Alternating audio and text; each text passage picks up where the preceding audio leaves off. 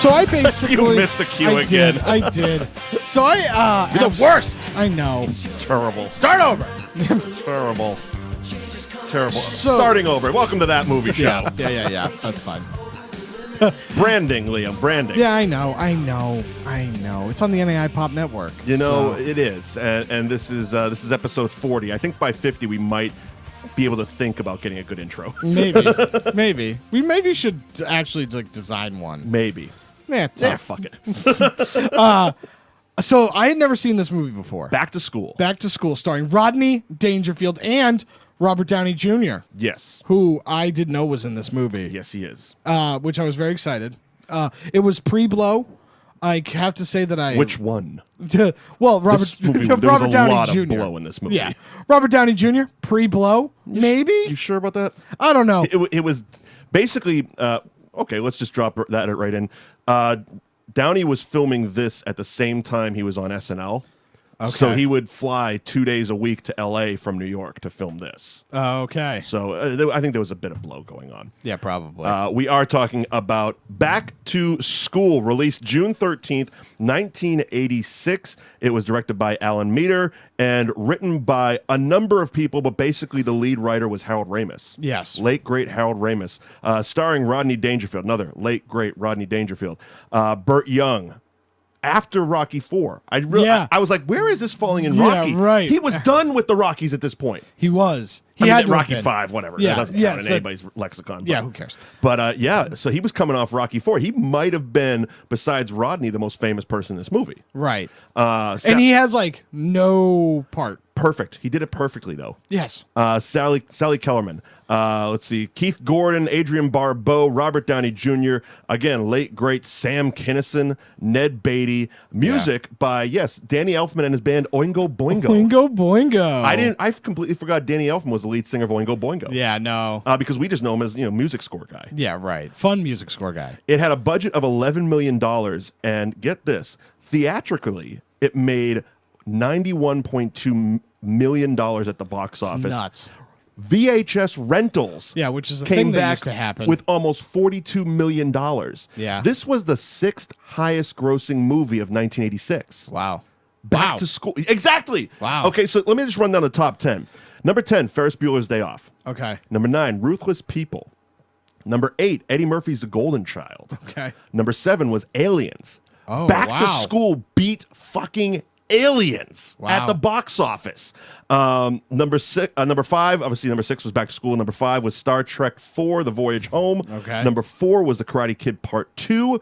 Number 3 was Platoon. Zabka was in that too. He had 2 top 10s that year. Number 3 was Platoon. Number 2 was Crocodile Dundee, which I can't believe beat Platoon. Yeah. Or Aliens. And number 1 was Top Gun. Yeah, I love Top Gun. But yeah, Zabka in 2 top 10 grossing movies of 1986, playing basically the same character. Oh, yeah. Yes, absolutely the same character. Billy Zabka, just one of the great 80s assholes. Yeah, he was perfect. He is a fucking American treasure. He is. He absolutely is. I had never seen this movie before. Okay. I didn't know really what to expect going into it. Yep. The immediate, it's funny because you look at it and it's like, oh, this is where they got, because I knew that this movie existed and I knew the plot, like the basic plot of this movie. Right. Where it was like, old guy goes back to college. Mm-hmm. And so I was like, oh, they tried to remake this with Melissa McCarthy a few months ago. Did they? With what? She goes back to school to like hang out with her daughter. Oh, okay. Yeah, it's I thought it was very reminiscent of like what they did with Billy Madison. Rich guy goes back to school, buys his way through school type of thing. Yeah. A little different reasoning behind why both went to school. Yeah. But very fucking similar. Right. And so the thing that I didn't know about this movie, and then I watched it, my favorite part has to be, is that this entire movie is just a series of Rodney Dangerfield bits. Yes. And it's Yes. great. It's everything that I think the Grown Ups series wanted to be, in the sense of, we're just going to do bits, and there's going to be a semi-coherent story, and you're going to have a good time. There's going to be a mild plot, but we're going to riff through most of it. Yeah. Problem is, this movie had Rodney riffing through the whole thing. Yeah. Grown-ups Had everybody. 8 people. And it was incoherent. Yeah. Yeah, and so that's the difference. Right.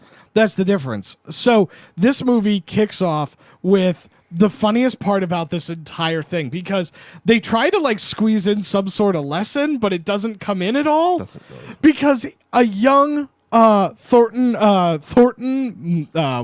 did we say his last name? Well, the young kid was actually played by Jason Hervey of the Wonder Years. Yes. Thornton Melon, that's right. And so he goes to his dad's tailor shop, and he's got bad grades. Yep. And his dad's just like, you're never going to amount to nothing if you don't go to college. And he's like, but Dad, I want to be a tailor. Yep. Like you. Like you. And then he ends up becoming a ridiculously successful tailor. He owns 150-something locations nationwide of tall and fat stores. Yeah, big and tall stores. Which basically, when they start and they're showing the commercial for Fat and Tall, or Tall and Fat was the name of his store, it's him just doing a bunch of fat jokes. Oh, yeah. I think my favorite was, do you create potholes when you run in the streets? Yes.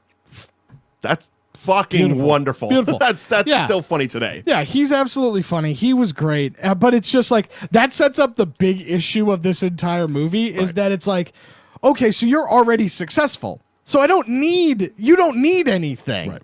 Because because he ends up like having a party that his wife is throwing, his second wife. His second wife, played by Adrienne Barbeau, is throwing their 5-year anniversary, which is surrounded by all her friends. Right, not all his her friends. upper crusty, hoity-toity, rich friends. Right, and he doesn't fit in. No. Right, and so even though he's very good at what he does. He's very rich, but he's blue-collar rich. Right, he's very good at what he does, but he doesn't like this lifestyle. He just lives it because he can. Right.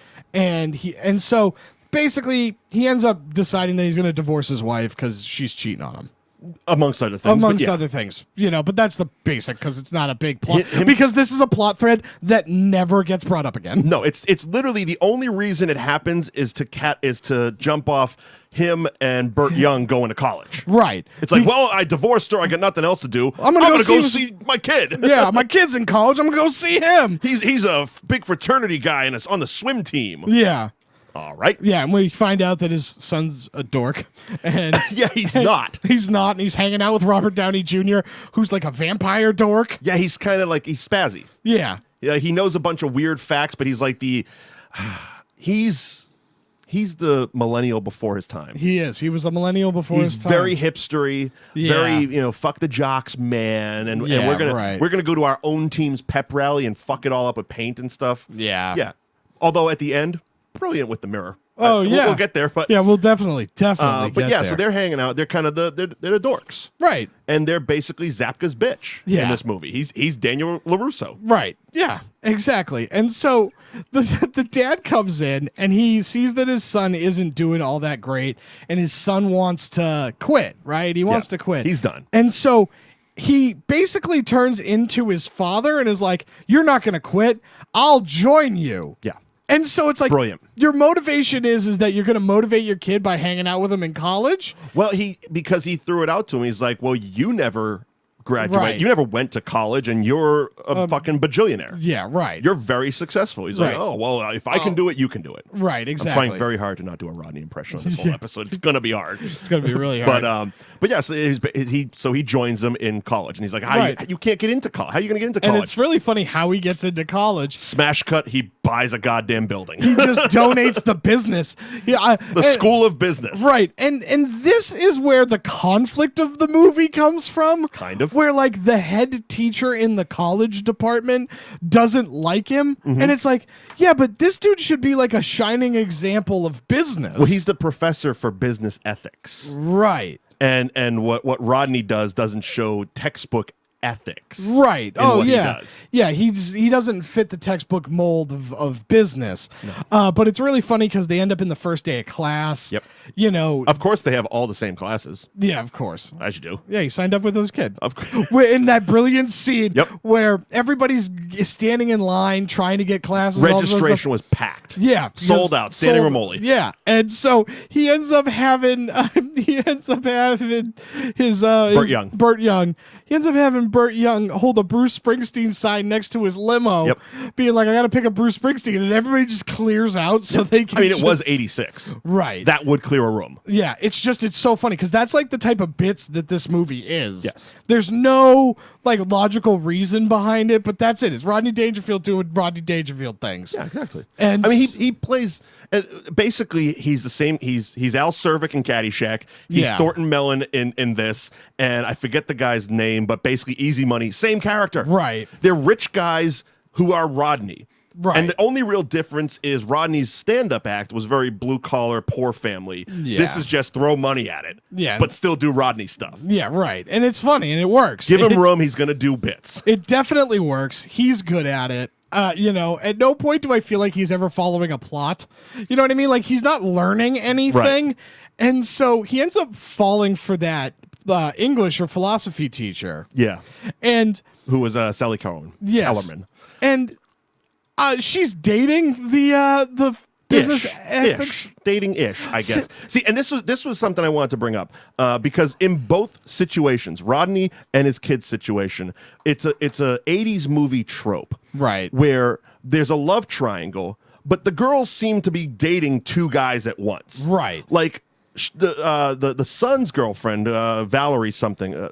Actually, Valerie was a character name. Yeah. She's going out on dates and going to parties with Zabka, but is also hanging out and doing like kissy face stuff with him, even though he's kind of been stalking her for a few years. Yeah, right. We found out he hasn't really spoken to her. He's just been, loving from afar. The real funniest part of this movie is at the end when he like talks to her and she goes, "That's the most you've ever spoken to me." Besides your drunken ramblings last night. Yeah. Right. What I found daunting about that scene was she was like a foot taller than him. Oh yeah. He was not a big guy. And Sally Kellerman and Rodney, same thing, because she's kind of dating the business ethics guy, right? But also getting all sloppy and drunk with Rodney, and then doing the kissy thing, right? It's like, yeah. Well, and it was the 80s. It leads to something else that I just found to be super annoying in this, like. I don't like when I'm sorry. She's dating two guys at once, but gets pissed that he's having hot tub party That's exactly during what Oingo Boingo. That's exactly what I was going to bring up. You do it then. And so my issue is I hate this when this happens in movies, right? Because we got to the point in the movie where everything's good and we need to throw that like final conflict in so that we can all come together at the end. Yes. Right? And so the conflict between her and Rodney is that in his dorm room, he's hanging out with a bunch of college girls in a hot tub, and she walks in on him having just been on a date with the business ethics professor. Right. And she gets pissed at him. Right. And it's like, hey, lady, you can't be mad. And to do my stereotypical guy thing, technically, he wasn't doing anything. Right. He was literally in a hot tub with a snorkel, but everyone was clothed. Yeah, right. It wasn't like she walked in and he was tongue deep in him. Yeah, he was literally just doing Rodney stuff. Yeah. Oh, look at this. It's God damn it, I did it. How long did I make it, Bill? 10 minutes. We're about 16 minutes in. 16 minutes I made it before trying to do a Rodney impression. Fuck, I was trying so hard. Yeah. But he's just doing bits. He's being Rodney. He wasn't like having sex with them. Right. They were literally just four girls and Rodney in a hot tub. Right. And it looks adorable. Right. And she just got mad. And I was like, I remember writing that down because I took some notes and I'm like, this is stupid. This is my like her getting mad. Her getting mad. Okay. This is why one movie cliche. Yeah. Where it's like everything's fine. Right. Why are you manufactured this moment like the scriptwriter played God to manufacture this moment for this character to overreact. Yes. And it's like, that's stupid. It doesn't feel earned. It's a little dumb. Right. And then it's like they end up coming together at the end to like overcome. But it's just she's like, part of his whole big study at the end. Right. So she's not even mad for that long. And so that's the one thing about this movie that I do talk about when I make the comparisons to this is what grown-ups. Dating in the 80s seems so easy in movies. Yeah. They're just dating everybody, and they don't care if you're in an orgy with a bunch of girls in a hot tub. In 10 minutes, it'll be fine. Yeah, it's like token angry at best. Yeah, token angry. That's ultimately what happened. I thought it was really funny when he redid the dorm rooms. That was awesome. So he redid the dorm room, so it's just this huge It's room. giant. It's so basically they don't have to explain every beat by beat. You just assume every part of this was he threw money at it. Yeah. So Rodney, his son, and Robert Downey Jr. all were basically living in the 3 consecutive dorm rooms. Correct. Which having a single dorm room as a freshman doesn't happen. Yeah, no thank you. And so they all do they open the doors at the same time, walk in, and it's a giant suite. Condo. Yeah, it's a giant condo. Basically, there's a hot tub there. There's a hot tub. There's a whole other room where there's NASA doing all the homework in there. Yeah, that's right. The monkey lab is in there. Just a whole bunch of weird shit. There's a hot tub. There's a bar. There's like 4 couches, a wall-sized TV. Yeah, it's everything. a party. It's a party spot. Yeah, it's a cool room. It's a really cool room. And so we end up finding that Rodney's kid ends up making the dive team, and Billy Zabka, in perfect Billy Zabka fashion, he basically just comes up with this story where he's like, yeah, of course you made it because your dad bought it. And it's like, well, that logically makes sense. Yeah. Did Rodney buy it? But again, we saw it, though. He didn't. Yeah, he didn't. Yeah. But it's just like, that would have been this is the difference between making this movie in the 80s and making this movie now, where it's like, yeah, there would have been that moral gray area to actually have us earn that father-son moment where it's like the son has to earn his way back, like, on to prove that he belongs there. Right. But this is the 80s, so it's just like, oh, I'm Rodney, I didn't do nothing. Well, although it's also kind of an honest moment, too, when they do have that conflict where when the kid gets all drunk and basically confronts him, he's like, you just bought my way on. He's like, Chaz, who was Zabka. Yeah. Great name. Great 80s bad guy. Chaz. Chaz said you bought my way in. And he's like, and you believed him? Yeah, right. He's a dick. He's a dick. He's the reason you were going to quit school. Zabka bullying knows no limits. Right. You know? Right. It's Billy flipping Zabka. The funny thing about that is because he was just coming off Karate Kid, and actually just one of the guys. Yeah. Which was the girl dresses up as a guy because she wasn't getting respected in high school, I think it was. I didn't see this movie. It's a great 80s movie. Of course it is. It's such a guilty pleasure 80s movie. Yeah, sure. So like Wild Things, quick but synopsis, not in the 80s? kind of, but quick synopsis. So basically, she's an attractive girl in high school who's passing in work, and there's a bunch of course, this is all 80s, so very creepy teachers making a lot of creepy comments about failing her because she's so attractive. They want to keep her in class to stare at her. Gross. It's high school. Awesome. So she pretends to be a dude? She changes schools, dresses up like a guy, enrolls as a guy, and passes in all the same work as a guy. I didn't know 2 different schools had curriculums or how it all works. Yeah, whatever. There's geographical, demographic. Fuck it. But basically, the bully. Logic, pal. The bully is Zabka in that, and he's playing the same thing he did in Karate Kid. Just the hair was a bit more feathered in this one. Yeah. And now it's really fucking very Ric Flaired out in this one. Out, baby. And he didn't want to do it. He wanted to do it, but he didn't want to be so evil with it. So the first couple weeks of filming, he was like giving the guy a funny walk and trying to be a bit more comical with the bullying as opposed to just being straight evil asshole. And the director literally went to him one day and goes, we wanted you to do what you did in the Karate Kid. Yeah, and of course. Like, all right, fuck it. Yeah, fine. So there's actually the only scene that remained from that is the final diving scene when he hops down and does kind of a weirder voice than he had the whole movie. Yeah. He's like, oh, I've had a cramp all week. And it was kind of more that type of thing. Whereas it wasn't so just... Which, that was weird. Yeah. Like not the voice. Like, the voice, I was like, that's odd. I don't know why you made that character choice in this moment, but I could live with it. The fact that he decides that he's going to throw the diving meat... Yeah. As by the way, they still would have won because of Downey's shenanigans. Right. Like, he basically sealed their fate. Yeah, right. I don't know why you felt the need to... All of a sudden, Downey loves the jocks, I guess. Well, not only that, I think he loves anarchy. There is that, yeah. I think he loves anarchy, and I think he's rooting for his buddy. His buddy's on the team, and he likes his buddy. Sure. The most unrealistic thing of this entire movie is that fan base exists for the dive team. I again, watching it today, they had cheerleaders. Yeah. Both teams. Yeah. So the cheerleaders traveled. Yeah. Nope. To cheer on the dive squad. Yeah, no, that's the most unrealistic thing in this movie. And Rodney Dangerfield does a bunch of sequence flips. We'll get there. Yeah. We'll get there. Harold Ramis said in an interview that the diving thing was from the original script, and it was really the only thing they kept. The original script, Rodney was poor. Yeah, okay. And he joined college and basically it was almost like a dumb Goodwill Hunting. He was a janitor at the college. Okay. And he just kind of joined with his son, and it was a much more downtrodden. And Harold Ramis came in and he's like, oh, no, we're going to make him rich, and he's going to throw money at everything. This is going to be stupid. Yeah, right. And that's exactly what he said in the interview. He's like, we are going to have some stupid fun with this. Yeah, and that was stupid fun. And exactly. Because if you, this movie could never be made today. I mean... Oh, well, because I think the internet would rip it apart. We can have this type of fun in the 80s. And I was thinking about this on the drive over. The bitch of a movie like this was a movie, like I said, 6th highest grossing movie of 1986. What that says, because it's not a high caliber movie. Right. What it was they got Rodney Dangerfield at the peak of his stand-up career. He was arguably the most famous comic on the scene. Right.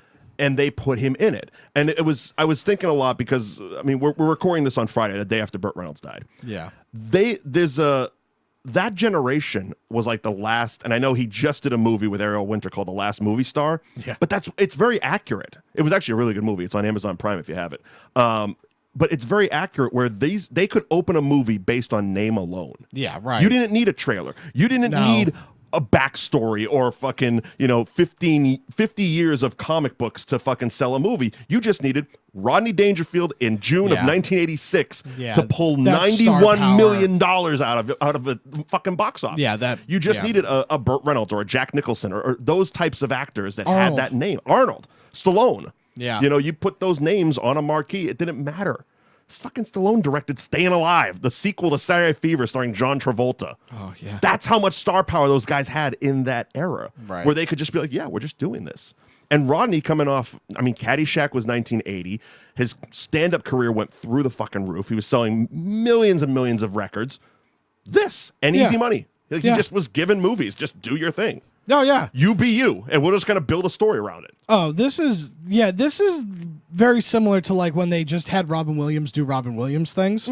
Same thing, where it's like, I did not hire you to be in the back to school movie about this older guy, billionaire, going back to college to hang out with his kids. Right. I did not come to do that. I just want Rodney Dangerfield to have Rodney Dangerfield moments. Right. And he crushes it throughout. I think the best modern example of that now is Bill Murray.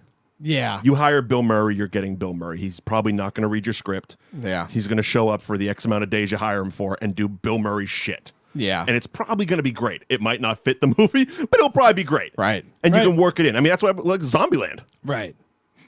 I mean, historically, Bill Murray doesn't have an agent. No. He has a voicemail. And if it sounds fun. If you have, that's how they got him for Zombieland.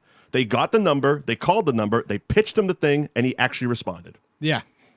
Fucking insane in this day and age to do it that way, but that's awesome. We could potentially have him on the show. That'd be great. Let's find the number. Yeah, I mean, that's how I interviewed Chuck Sheen once. Yeah. We just got a number. That was a fun story. It involved hookers and Michael Lohan to get that number, but it was a fun one. That's And we just called, and he picked up. And I was like, holy shit, it's Ricky Vaughn. Right. Awesome. Yeah. Back to the movie. Yeah. So basically the whole thing comes to a head when, for some odd reason, Rodney Dangerfield cares far too much about being expelled, because they're like, hilariously, you're going to get expelled because none of this work is yours. And all of a sudden he cares. Mm-hmm. And so he's like, oh, I guess I'm going to have to. Well, I think part of it, that's also, there was a lot of, not a lot, but there was moments in the movie, and the director said it in an interview where he was basically like, we wanted Rodney to be Rodney. Right. But there were also times we wanted him to be this character and have an emotional tone, not just always be zinging one line. You saw it a little bit in the restaurant scene. Yeah. You saw it a little bit afterwards when they were having the kiss scene with Sally Kellerman. And then you saw it here, and a couple times with the son. It's like he needed those emotional tones to actually make it a movie. It couldn't just be a Rodney stand-up show with characters. But I think it was to prove a point to his son more than anything else. I think you're right. I deserve to be here because he had just been, his son just drag him through the fucking dirt on that one. Right. Because that was after his drunken tirade where Yeah. The kid was a terrible drunk. Yeah, he was a terrible drunk. Oh, he was bad. He was like awful. high school play drunk. Right. Yes. Yeah. That's a great way to describe it. Yeah, he was high school play drunk. Because there was a lot of like, what's up? Oh, I'm sorry. There was a lot of that, like just 80s debauchery things, but done in a PG-13 way. Right. The whole Oingo Boingo Yeah. karaoke scene. Yeah. Where it was just Rodney basically having phone sex with a girl on stage. Yeah, it was weird. Yeah. It was, but it worked. Oh yeah, It worked in its moment. It definitely works. So he's got to take the exams, and so everybody helps him study. Well, because he cheated. Yeah, because he actually did. He cheated. He had NASA writing his papers. He had everybody doing all of his work. The funniest one about all of that is when he gets fired, he gets one of the English teacher takes one of his papers about like, you know nothing about Kurt Vonnegut. And Kurt Vonnegut wrote it. Right, and Kurt Vonnegut wrote it. Yep. It's so funny. And he stops the check and all that shit. Yeah. That was really funny. I thought that was delightful. But while that's going on, his son is like on an important dive meet. Yes. And it's the only stakes in this for the dive team is that they're terrible and they just want to win one match. Yes. Or one meet. Yeah. That's it. Yeah. And Robert Downey Jr. is just being a jerk. Yep. Distracting all of the other divers. Air horn, and then the light. He has a mirror reflecting the sun into their eyes, which that one I love. Like, good on you. Yeah, it was really funny. It was really good. Just getting that thing in the corner and having a nice little camaraderie there with Burt Young. Yeah, with Burt Young of like we're gonna do, and then that random girl that was there. Yeah. Okay. Yeah. Sure. Whatever. Yeah, I don't know if that was supposed to be his daughter. I don't know if he was supposed to be a love interest. I don't know. I feel like we had a deleted scene. Maybe that might have explained why that girl was there. I feel she was just an extra that Downey was trying to hit on. Well, because I didn't notice her when they were sitting in the bleachers. I only noticed her when they all rushed after everything. They rush the pool deck. What I found funny was the continuity of Downey in this scene. Yeah. When Rodney shows up, he's not there. Yes. And then Rodney sits with Burt Young, has a little bit of an exchange. The coach calls him over to dive. He takes off. We cut back to Burt Young, and Downey's sitting right there. Yeah. And I'm weird. like, I get it. He was, on two coasts all week, but that's just weird. Yeah. Weird. That's just not continuity at all. They didn't even explain he got up and walked away or nothing. It was he was gone. Just gone. Weird. Okay, it's a comedy. Yeah. Yeah. And so the reason is because Zabka has a cramp. And fakes a cramp. Yeah, he fakes a cramp, which I don't actually understand why. Right. Like, there's no logical reason as to why he would sabotage this meet. You know what I mean? Like, I don't know. Like, it doesn't make any... There isn't a logical reasoning behind it. No. And so I don't understand... Besides the fact that maybe because, his first dive didn't go so well. Yeah. And maybe it was just he couldn't be showed up by Melon. Yeah, so... That he's just like, I'm not even going to do it. Right. I'd rather not do it than do it, fuck up, and he does a 10. Yeah, right. And so basically they have to call in the replacement, and it's Thornton. Of course, because he was a diver in Atlantic City. It is, again, I watched the Blu-ray, and there's a couple of special feature behind the scenes and a retrospective on Rodney and stuff. And Harold Ramis told the story of where this line came from.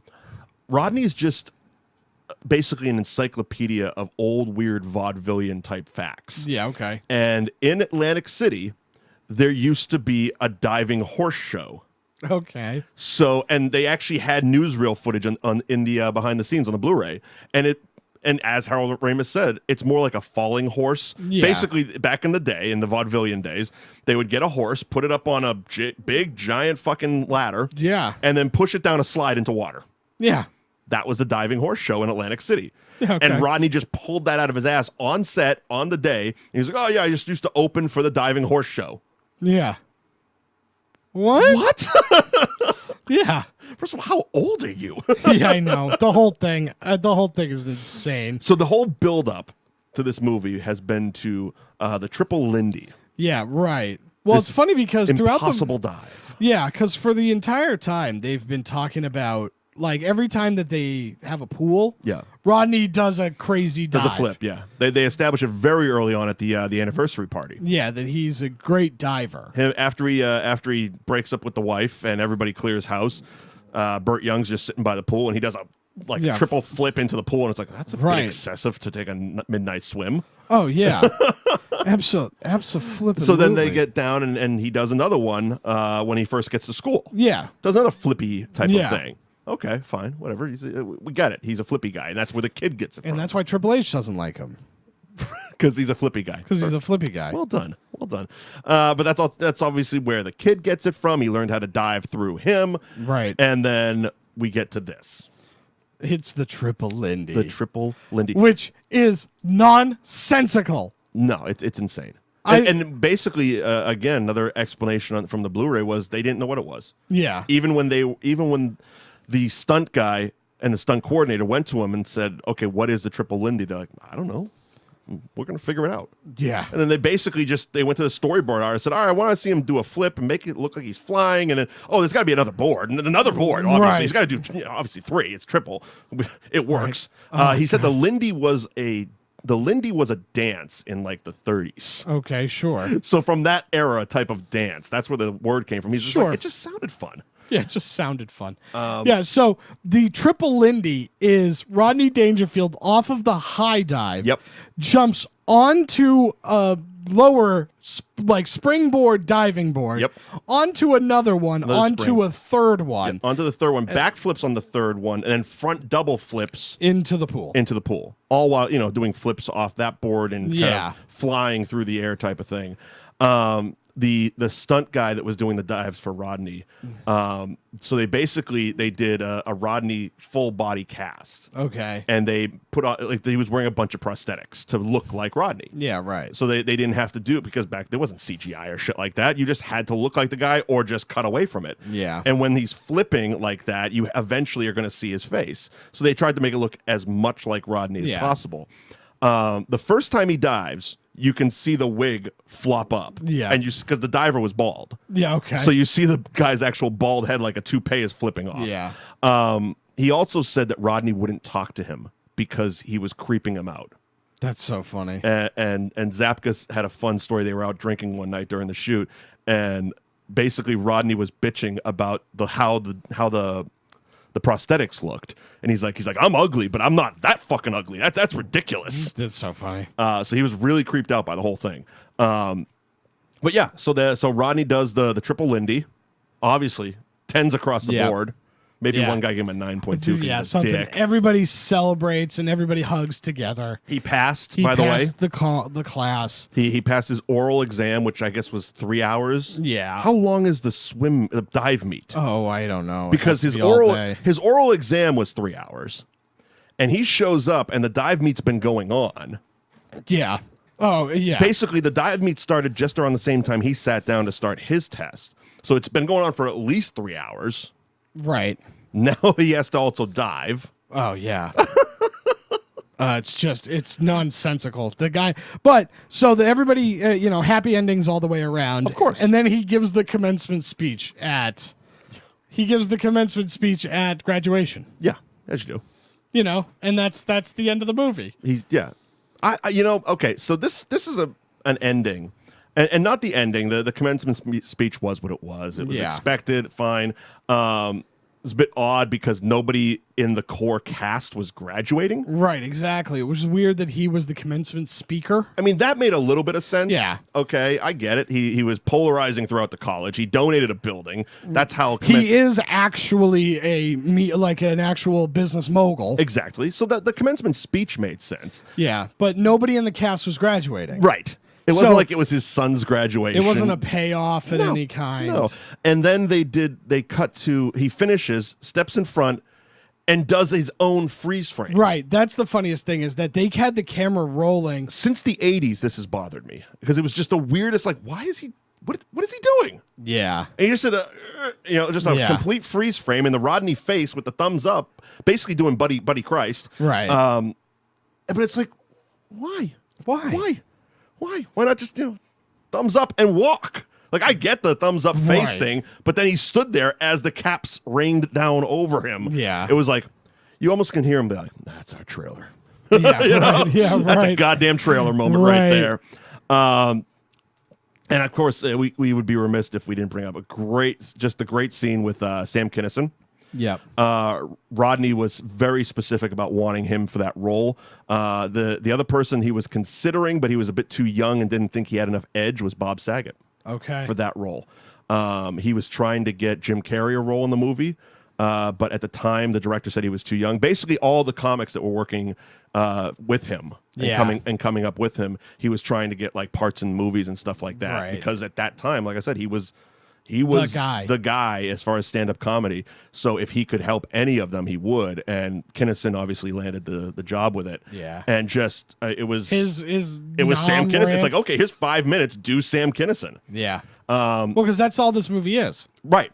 It's just here's your stand-up time. Go. Yeah, go. You got a hard 5 minutes. Let's do it. Yeah. They filmed Kinison doing the script the correct way for his close-ups, and then when they did the reverse shot, just said go, and a lot like he was extremely vulgar. Yeah, of course. Extremely aggressive, and when he was yelling at the girl, the wincing and stuff, they're like, yeah, most of that was real because Yeah, of course. he wasn't supposed to go so far. Yeah. And to the point that even in some of the long shots, you can see Rodney just cracking up Yeah. the whole entire time. That actually made it to the film. There's two of that actually. That was one where Rodney was clearly laughing through the entire scene, and when I know her as the secretary from Ferris Bueller's Day Off. Yeah. And she was basically playing the same thing. She was Rodney's secretary in the business ethics class. So in one of the scenes... Oddly enough, I remember that lady from an episode of CSI. Okay. Yeah.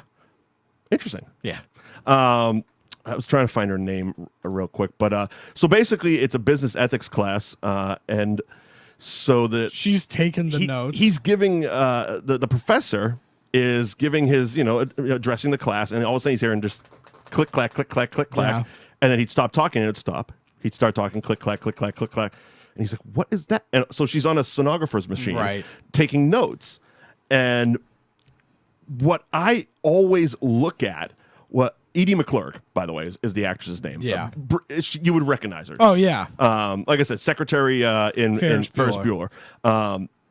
So what I couldn't stop looking at was Rodney's kid sitting next to her, Yeah.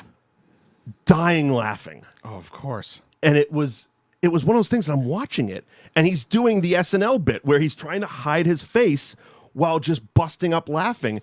And again, thanks to this the Blu-ray I had, he actually addressed it. And he's like, I was supposed to be like pissed off that he was doing this and he wasn't taking this serious. He's like, but she was so funny. And her little voice she was doing, he's like, I couldn't control myself, so they just went with it. Yeah, right. He's like, I completely fucked up that take, but it's one of the more fun days he had working. What else would we touch on if I think that's really it for this movie. Because, I mean, there's not this movie is a romp and it's a delight and you should watch it. It's on Amazon Prime. Okay. So if you have Prime Video, it's on there for free. Go and watch it. It's definitely worth it. But yeah, it is what it is. Like, one of the funniest subtle bits in this entire movie is that the dean is Dean Martin. And every single time they say it, it's just like, that's pretty funny. And even Rodney got a chuckle when he did it. And again, he did the Dean Martin show a lot. Right. And I mean, clearly, there's stuff like that you're like, okay, you know where they penciled that shit. Yeah, Like, right. oh, there's a dean of school. Obviously, Dean Martin. Oh, Yeah. let's do it. This movie's like there isn't much to like dissect and break down. Right. It's just a ton of fun. Who was Dean Martin played by? What? Ned Beatty. Ned Beatty, that's right.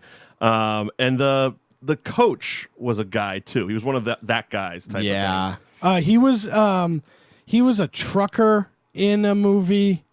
I can't remember the name of the movie. Oh, so you know where I recognize that guy from? So remember when all the parodies of like Scary Movie and those were popular? There was a movie that was parodying Men in Black called Men in White, and he was the chief in that movie. It's bad. Okay.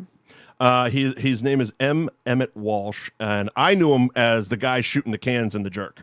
Yeah. He hates these cans. that guy. He was that guy. Yeah.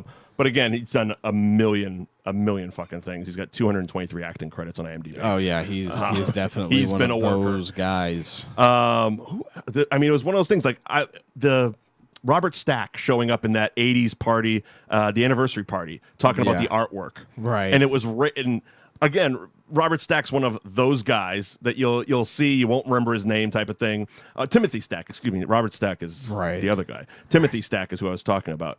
And so Rodney had just caught his wife cheating in the closet. Yeah. And he walks over to this piece of art, and Timothy Stack goes, "Oh, your wife was just showing us her Klug or something like that." Yeah, right. Klug being the name of the artist, and of course, Rodney just being Rodney goes, "Oh, you too."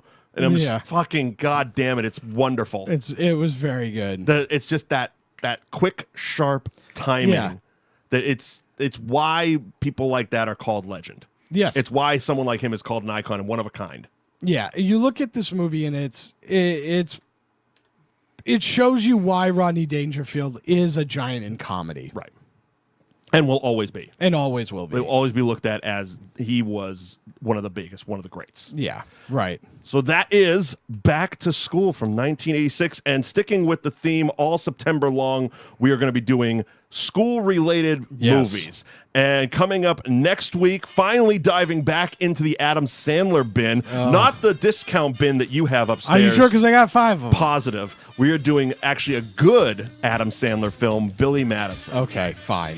Billy Madison. Billy's going back. Basically, again, it's funny because we referenced it. It's basically this movie we just reviewed. Yeah. So, rich guy goes back to school. We're going with it. We probably should have thought that beforehand, but fuck it. We're doing it. We're doing it live. We're doing Billy Madison next week. Of course, as always, follow New Age Pop on basically your favorite podcasting. All of them. We're on all of them. All of them. That Movie Show. And of course, follow us on Twitter at Mike Wendt, at Liam NAI, at Bill Neville NAI. Bill, thank you as always for running aboard. And hashtag That Movie Show with ideas. We've gotten some suggestions of stuff to do. Boogie Nights. Boogie Nights. I'm a big. It was tough. It was tough for me to not just text you last night and go, "We're doing Smokey and the Bandit." You know what? If I had Smokey and the Bandit, I would have been so on board with that because I thought about doing something similar. I watched 5 Burt Reynolds movies last night. Yeah. I was driving home, like, you know what? Pulling to the liquor store, got myself a bottle of Jack, sat there. I watched Smokey and the Bandit. Yeah. Both Cannonball Runs, Gator, and White Lightning. What didn't we do a movie where Gator was? It was reference to that.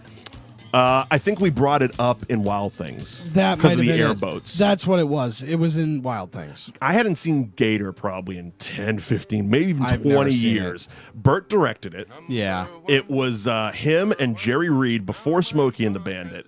And it is one of the most 70s looking movies ever. Course.